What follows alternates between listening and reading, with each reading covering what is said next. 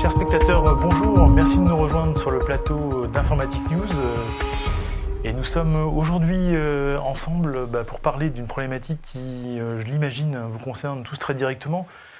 Vous n'êtes pas sans savoir qu'il s'est passé quelque chose du côté de VMware, puisque cet acteur leader de la virtualisation a été racheté par Broadcom. Et ce rachat a entraîné quand même beaucoup de changements sur le marché de la virtualisation. Et pour en parler, je suis en compagnie d'Alexandre Buisine. Alexandre, bonjour. Bonjour. Alexandre, vous êtes dirigeant associé de la société Enix, spécialisé dans l'infogérance justement de ce type d'infrastructure. Mais avant de rentrer dans le détail de cette problématique dont je viens d'évoquer en quelques mots, est-ce qu'on peut parler d'Enix et pourquoi vous êtes là aujourd'hui avec nous? Oui, bien sûr, merci. Alors Enix, on est une société qui a environ 18 ans. Un petit reboot en 2017 pour se concentrer sur les plateformes pour les clients. Donc aujourd'hui, on fait vraiment le run de plateformes clients, que ce soit de virtualisation ou de choses plus Kubernetes, etc. Et aujourd'hui, on est là pour parler spécifiquement de la virtualisation par rapport aux enjeux posés, donc VMware, tout ça, l'écosystème. Alors justement, on va un peu reformuler. Je pense que nos lecteurs qui sont clients de ce leader de la virtualisation ont pu constater un certain nombre d'impacts. Le premier, on l'a parlé, c'est l'évolution tarifaire des licences, puisque selon un nouveau mode de tarification, on passe soit de l'achat à la location, il n'y a plus d'autres possibilités. Le mode de facturation a changé, on n'est plus basé sur la RAM, mais sur le nombre de processeurs. Enfin bref, ça a un impact évidemment important sur les budgets des directions des systèmes d'information. Il y a aussi un point qui est peut-être un peu négligé, mais c'était la fameuse version gratuite qui permettait de faire des pilotes, des tests, qui est aujourd'hui plus disponible. Donc évidemment, nos spectateurs se posent des questions sur les alternatives. Alors vous, qui êtes sur ce marché depuis, comme vous l'avez dit, un certain nombre d'années, quelle est votre vision et quels sont les scénarios, envisagés ou envisageables pour nos lecteurs? Alors, c'est vrai que la situation, il y a une grosse pression sur les clients utilisateurs de VMware notamment, et je pense qu'il y a des questions qui se posent. Alors, à court terme, probablement, on paye un peu plus et on reste sur VMware, mais on se pose la question ensuite, jusqu'où on va pour sortir de ce guêpier. Donc je pense qu'il y a une première approche qui consiste simplement à remplacer une solution de virtualisation par une autre, de conserver un peu son écosystème, son éventuel on-prem et de garder les équipes, l'organisation et tout ça. Il y a une deuxième approche qui est probablement de se dire, je fais de la virtualisation autre part, autrement. Donc en chamboulant un petit peu plus le système. Et puis il y a enfin des axes encore plus engagés où là on passe vers la conteneurisation, tout ce qui est Kubernetes, etc. Mais là c'est un grand chambardement. Une évolution. Alors si on revient sur les deux premières et plus particulièrement une solution basée sur je prends l'existant et je mets une autre solution de virtualisation. Vous aujourd'hui, vous avez privilégié un acteur dont on parle en ce moment qui s'appelle Proxmox. Est-ce qu'on peut justement en parler un peu plus? Alors bien sûr, donc Proxmox, c'est une solution de virtualisation au même titre que VMware et d'autres qui existent par ailleurs. D'où ça vient déjà? Il faut comprendre que nous, on fait du Linux depuis longtemps. On a suivi les débuts de la virtualisation avec Xen, qui est arrivé en premier lieu, puis est arrivé KVM, qui est un moteur de virtualisation qui est très connu. On connaît aussi Hyper-V chez Microsoft, on connaît les solutions de VMware. Et en fait, il y a énormément de possibilités d'utilisation de ce moteur KVM. Proxmox est une solution de virtualisation construite sur KVM comme ça. Donc c'est quelque chose qui existe depuis 15 ans, je crois que c'est en 2008 la première release. Quelque chose qui est utilisé à bon nombre d'endroits et bien sûr dans des conditions de production, ce genre de choses. Oui, parce que on peut avoir l'impression, pour encore une fois nos lecteurs DSI qui n'étaient pas forcément au fait du monde open source, que voilà, ça sort un peu comme ça du chapeau. Mais évidemment, il faut rappeler que c'est pas une solution, c'est pas un logiciel comme ça qui sort de 3 développeurs dans un garage au fin fond de l'Autriche, parce que c'est une solution, il faut le dire aussi, c'est une solution d'origine européenne. Oui, tout à fait. Donc c'est quelque chose, Proxmox, qui est utilisé très largement dans le monde entier, qui est open source à la base, qui est made in Europe, effectivement. Et qui est utilisé depuis sur des grosses infrastructures de façon à l'image de ce qu'on peut faire avec VMware dans pas mal de cas, quoi. On peut peut-être comparer ces deux solutions un minimum. Je pense que dans 95% des cas d'usage, c'est à peu près ISO en termes de fonctionnalité. Bien sûr, il y a des différences. D'un côté, on a le monde du vendor, donc avec quelque chose qui est très marketé, avec un écosystème qui lui-même est très vendor et marketé. De l'autre, on a de l'open source avec un écosystème open source. Et c'est vrai que on voit qu'il y a une grande maturité sur Proxmox, mais on voit même des agents comme Vim, si on peut le nommer, Bien sûr. qui sont très appréciés des clients utilisateurs de VMware, qui annoncent du support de Proxmox. Donc on voit même des acteurs shifter et proposer du support autour de Proxmox. Donc ça prouve un peu non seulement le sérieux, mais aussi la maturité du produit et des utilisateurs. S'il y a de la demande sur Vim, sur Proxmox, c'est pas pour rien. Pas pour rien. Alors, autre point important dans les scénarios on est passé un peu rapidement là-dessus, sur les scénarios que vous conseillez à vos clients par rapport à l'évolution, par rapport à cette solution de virtualisation qui est VMware, il y avait entre guillemets cette notion de vendor logging.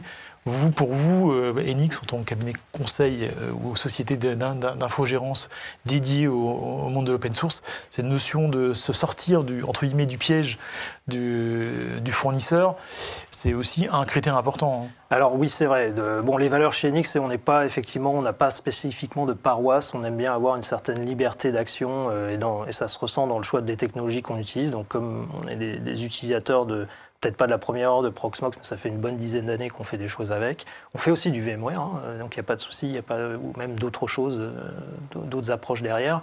Pourquoi on choisit Proxmox ? Pour cette liberté de positionnement de cette infrastructure. Ça peut être du on-prem, ça peut être chez un cloud, ça peut être...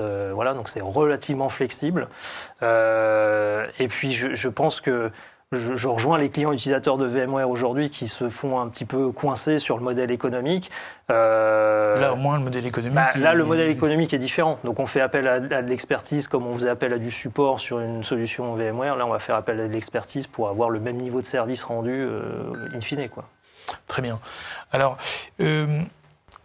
on a parlé un peu sur les cas d'usage, parce que la crainte de nos spectateurs, c'est de se dire, moi j'ai quelque chose qui fonctionne, avec un environnement de production, parce que on est bien d'accord là-dessus. Ah, totalement. Ça doit tourner, le fameux run, tous les jours.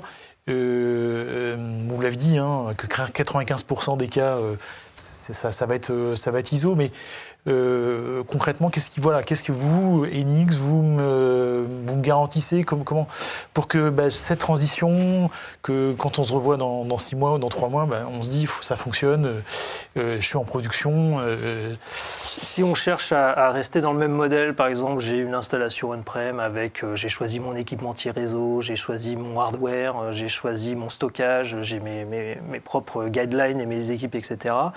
Nous, on va avoir 2 axes d'accompagnement sur le client. Un premier qui va être aider à migrer tout ça. Donc, ça consiste en quoi ? Ça consiste à intégrer ces différentes briques, le stockage, le réseau, ce genre de choses.